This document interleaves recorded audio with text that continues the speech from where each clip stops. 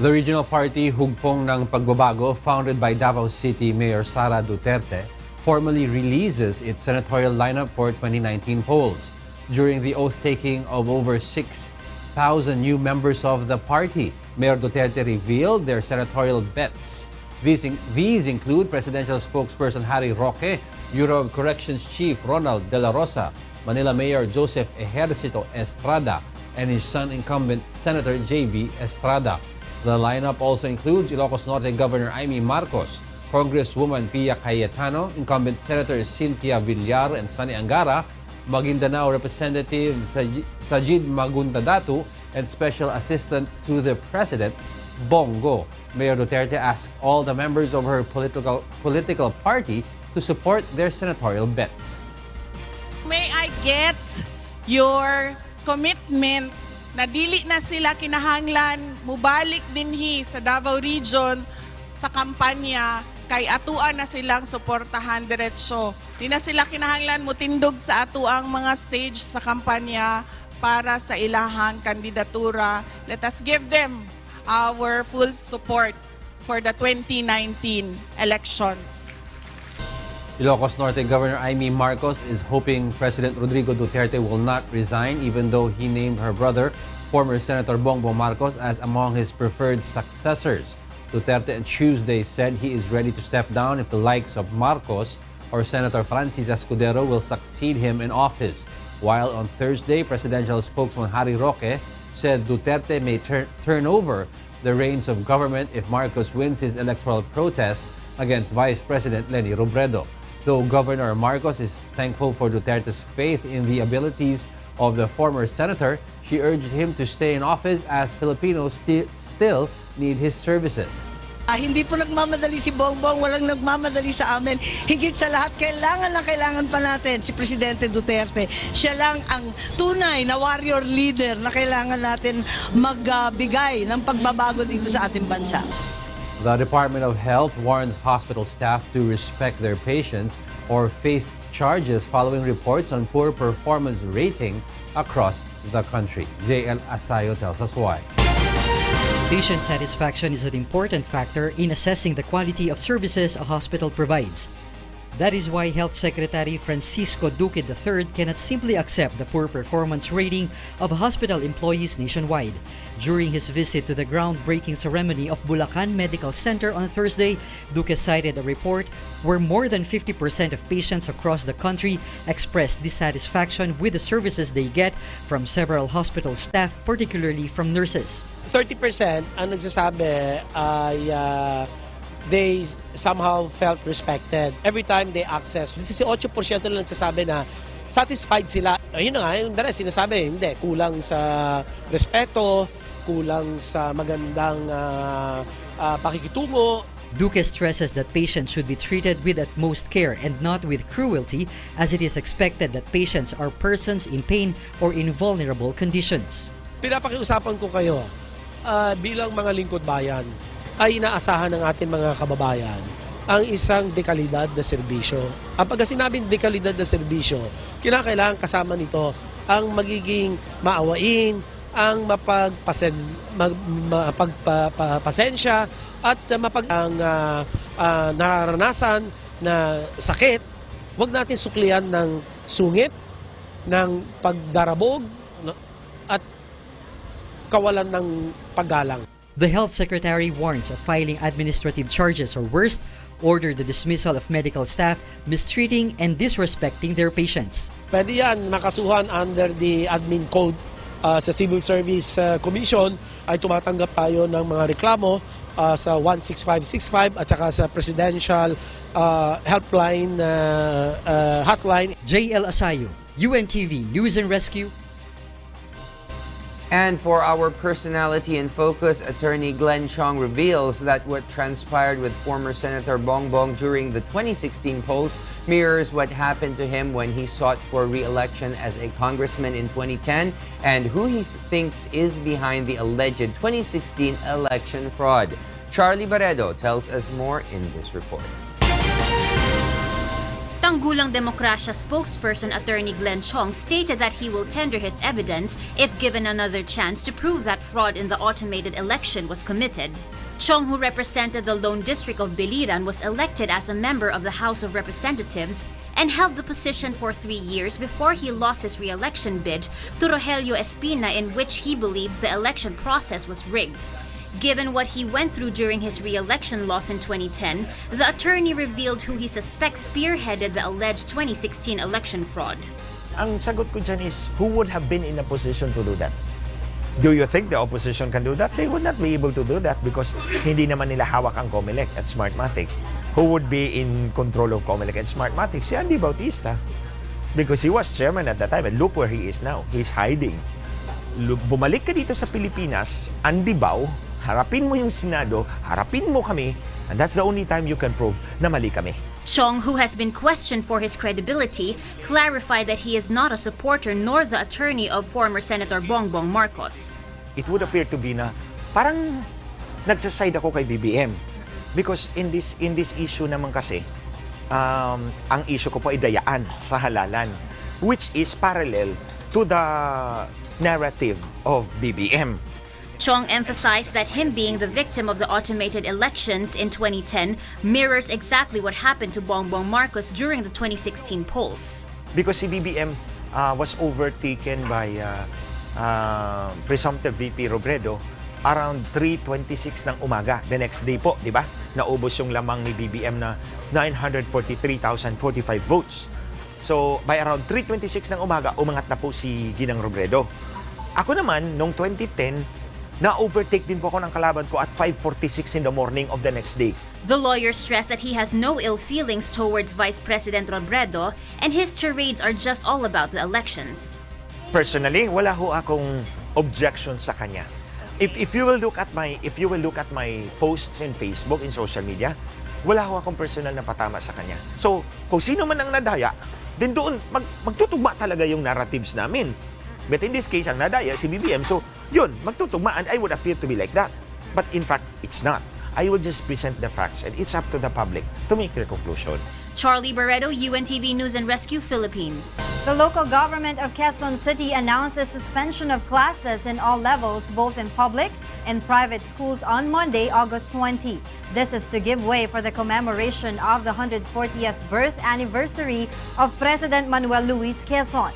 August 21, Tuesday, has also been declared a holiday for the Ninoy Aquino Day and the Islamic holiday Idil Adha. Workers in the private sector will receive double pay when they report for work on August 21, a regular holiday falling on a special non-working day. The said date was earlier declared by Malacanang in celebration of the Islamic holiday Idil Adha and the Ninoy Aquino Day. According to the Department of Labor and Employment, employees are entitled to receive 230% of his or her daily basic wage when they report for work, while 100% for those who will opt to take the day off. DOLE reminds private sector employers across the country to observe proper pay rules, as this would lead to more productive and competent employees. The Department of Health appeals to the public anew to avail of the tried and tested vaccines amid fears of outbreak of diseases following days of non-stop rains. Aiko Miguel tells us why. The Department of Health has observed that most parents in Metro Manila have been refusing to have their children immunized because of the Dengvaxia controversy. Based on the DOH data, only 30% of parents in NCR are patronizing the measles supplemental immunization. It can be recalled that from the last quarter of 2017 to April 2018, the DOH declared a measles outbreak in NCR and Mindanao due to the spike of transmission and death cases caused by measles. According to the DOH, currently 80% of those in Mindanao region have patronized the vaccine against measles, for they fear it might spread in the whole region.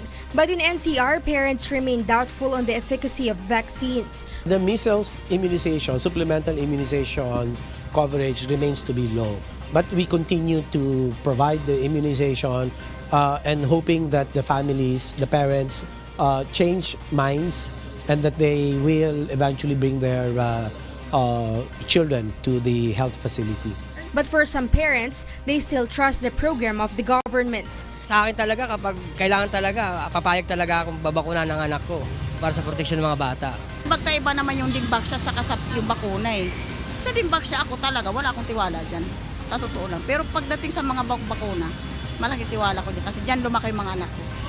The DOH continues to coordinate with local government units, city health offices, and DOH regional offices to monitor flood-prone areas. According to Secretary Duque, diseases easily spread and cause outbreak when not prevented and children not protected of vaccines. Some of the diseases which can be transmitted in congested areas like evacuation centers are typhoid fever, viral infection, hepatitis, salmonella infection, and cholera. They have to be really keeping a close watch of the health situation, especially in the evacuation center where congestion is a perennial problem, and therefore if you have congestion of people, transmission of virus, bacteria becomes extremely efficient. The DOH calls on parents to still trust the immunization programs, especially those that are trusted for years like vaccines against measles, polio, and hepatitis. Aiko Miguel, UNTV News and Rescue, Manila. Newly designated House Deputy Speaker Prospero Pichay Jr. calls on senators to keep their minds open and set aside their reservations on the proposed charter change. Grace Casin tells us why. House Deputy Speaker Prospero Pichay Jr. cannot help but express his disappointment over the continued reluctance of the Senate to discuss the proposed charter change. Pichay says the lower house already passed a resolution agreeing to the senators' demand to vote separately on the proposal. Sana ang ating mga senador, mga mahal nating na senador yan, kalimutan na muna nila yung personal interest na baka ma-abolish sila. Ang pakiusap lang naman namin sa kanila is be open-minded. Senator Panfilo Lacson is among the lawmakers who remain adamant against deliberating on the proposed charter change. Lacson has previously said that the Senate will not approve Chacha, while House Speaker Gloria Arroyo is in possession. Though Arroyo have earlier denied any ambitions to remain in power, Lacson stresses there is still a possibility that she might aspire to become a prime minister under the new charter. But for Senator Cynthia Villar, it will now be difficult for them to act on the proposal because they no longer have enough time due to the approaching 2019 midterm elections. Grace Casin, UNTV News and Rescue, Quezon City. The Metropolitan Manila Development Authority postpones the supposed full implementation next week of the high-occupancy vehicle scheme in EDSA. Joanano tells us why. The Metropolitan Manila Development Authority will not push through with its planned full implementation of the policy banning cars with solo passenger from traversing EDSA on August 23. This is following calls to suspend its enforcement, citing concerns of its efficacy to decongest EDSA. MMDA General Manager Jose Arturo Garcia explains they have to consult with the Metro Manila Council the problems and concerns against the new traffic scheme following calls to suspend its enforcement. Ang MMDA po, wala po kaming power, no, na naihinto dahil ito po ay isang MMC resolution din, no? So resolution din po ito ng MMC, so ang makakapagpatigil or makakapagbago po nito is the MMC rin, hindi po MMDA. The agency reiterates it is only implementing short-term solutions to ease worsening traffic conditions amid ongoing infrastructure projects of the government. We need to do something. Sabi nga namin, the reason we're doing this, hindi po para pahirapan yung ating mga kababayan. No?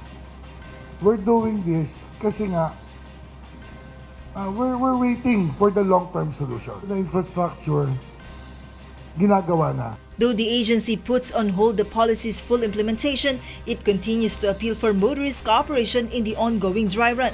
Since August 15, the MMDA has recorded more than 6,000 violators of the HOV scheme. Sa usapin po ng HOV lane, wala hong masamang subukan. Lahat ho ng polisiya sa umpisa, hindi natin gugustuhin, marami tayong gustong baguhin. Pero pangatlong araw pa lang naman po ng dry run to. It's too early to tell kung effective o hindi. Joanano, UNTV News and Rescue, Makati City. Private vehicle owners may soon apply accreditation to operate a transport network vehicle service. John Nano is back to tell us why. The Land Transportation Franchising and Regulatory Board will resume accepting transport network vehicle service applications beginning August 24. LTFRB Chairman Martin Delgres says a total of 10,000 slots will be open for prospective applicants. It will be added to the existing 55,000 active operators already in the database of the agency to complete the 65,000 supply cap that the LTFRB set for TNVS. We were also told na yung 55,000 more or less na nasa master list, baka hindi na yan ang numero sa ngayon, no? Ibig sabihin, yung iba siguro hindi na active, no? So, nevertheless, the original gap or difference is 10,000, and that is what we want to address, no? Obviously, people are saying na may kakulangan sa TNVS, not to mention the fact na nagdadagdag tayo ng mga TNCs to provide the TNVS service. So because of that, we will be opening a new line, no? The procedure will be online through the LTFRB website where the application form and the list of requirements will be posted. Once the application is lodged, the LTFRB will notify the applicant for appearance to claim the franchise. Meanwhile, the LTFRB has marked September 1 as the deadline for the processing of franchise to operators already in the master list. Once completed, the agency plans to kickstart its crackdown against colorum TNVS units. That is the deadline that we have set, and we will put in place a plan by which we will be operating against TNVS without any provisional authority to operate or certificate of public convenience. Ibig sabihin, walang prangkisa. Joanano, UNTV News and Rescue, Quezon City. The Department of Agriculture assures there is no shortage of rice in the country amid speculations of supply deficiency, eventually causing rice prices to soar. Victor Cosari tells us why. Secretary Manny Piñol counters claim on rice shortage in the country amid rising prices of rice in local markets. Piñol says the prices of rice rose due to speculations of supply shortage when the NFA rice ran out of stock. Tumaas yung presyo ng bigas at yung mga traders naman in response doon sa pagtaas ng presyo ng bigas, nagpaligsahan sa pagbili ng whatever available harvest there was. Earlier today, Piñol met with the rice industry stakeholders, including farmers, dealers, and retailers, to confirm the true state of the country's rice supply, as well as the movement of rice prices in local markets at present. Though they assure that there is enough supply of rice in the country, Piñol says the overall buffer stock, comprised of those stocked in households, those out in commercial markets, and those inside the warehouses of the National Food Authority, is enough for nationwide consumption of only up to 45 days. The Agriculture Secretary explains there were delays in deliveries of imported rice because of port congestion and successive days of monsoon rain. He noted that because of the speculations, the price of commercial rice shot up. Meanwhile, rice millers assure that there is no hoarding of supply at this time. Some millers from Central Luzon, ang supply nila nang gagaling sa amin. Pag dumating sila na bumili ng palay doon, binibigay din namin sila ng palay para meron silang mamil dito sa Central Luzon. Yun actual ang nangyayari sa Isabela. Kaya there is no hoarding. For now, the DA trusts the traders and millers that rice supply in the country is indeed enough. However, the agency says it still has to validate if such state is true. But I told them that government reserves the right to validate. And validation would mean the inspection of their warehouses with the warning that anybody caught hoarding rice will be prosecuted and the stocks will be confiscated. Meanwhile, the DA is now contemplating on another importation of rice supply in preparation for the possible effects of El Nino that is likely to occur in the last quarter of the year. Victor Cosare, UNTV News and Rescue, Philippines. The Senate and the House of Representatives will suspend its session next week from August 20 to August 27. According to House Deputy Speaker Representative Prospero Pichay, the decision is to give enough time for President Rodrigo Duterte to issue an executive order that will lower tariff rates on basic goods such as rice, fish, vegetables, and meat, among others. Pichay adds that House Speaker Gloria Arroyo also had discussions with the economic managers of the Duterte administration regarding measures that the government may take to lower tax rates. The lower house recently approved the measure on rice tariffication that seeks to increase tax rates on imported rice. The government is expected to save a total of 20 billion pesos from the proposal, which it intends to use to help local farmers. Talented Butuanons and Agusanons flock to the audition of Discovery Season 2 in Mindanao. Leslie Longbowen tells us why. All the way from Luzon, Wish 1075 traveled to Mindanao to continue its search for the next singing sensation here in Butuan City.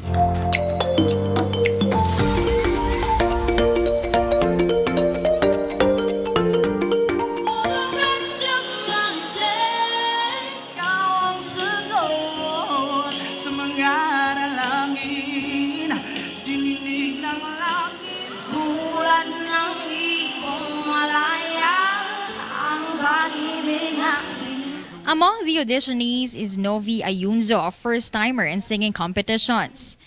Ano man ay iyong ginagawa sa iyong kapatid, ay siya rin ginagawa mo sa akin. It's a first time. I thought it's an opportunity, so game ko again. 19-year-old voice coach Frederick Chavez also tried his luck in Discovery.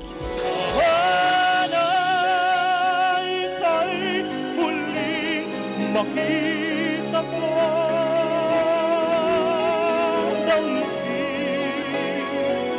ang libot ng puso mo.